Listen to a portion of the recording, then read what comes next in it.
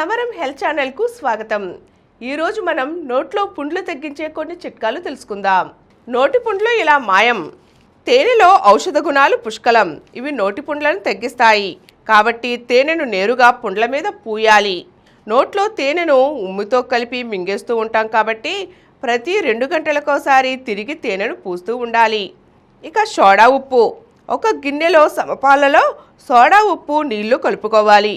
ఇలా చిక్కటి మిశ్రమం తయారు చేసుకొని పుండు మీద దాన్ని చుట్టూ పూసుకోవాలి. తర్వాత ఆరే వరకు ఆగాలి. ఆరిన తర్వాత నోటిలో నీళ్లు వేసుకొని పుక్కిలించుకోవాలి. ఇలా రోజు మొత్తంలో 3 నుంచి 4 సార్లు చేయాలి. అలాగే కొబ్బరి నూనె. రాత్రి నిద్రకు ముందు కొబ్బరి నూనెను పుండు మీద పూసుకోవాలి. కొబ్బరి నూనెలోని యాంటీ మైక్రోబియల్ గుణాలు పుండును మాన్పుతాయి. ఉప్పు నీళ్లు.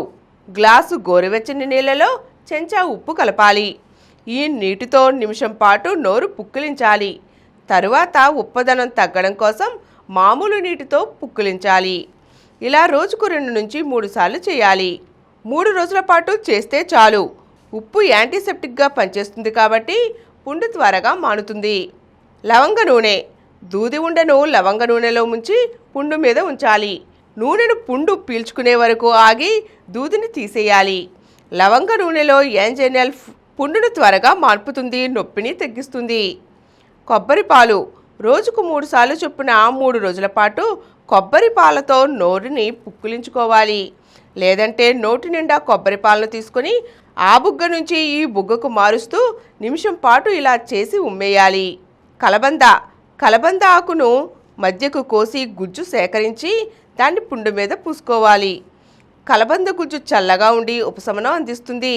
నొప్పి తగ్గి పుండు మానుతుంది.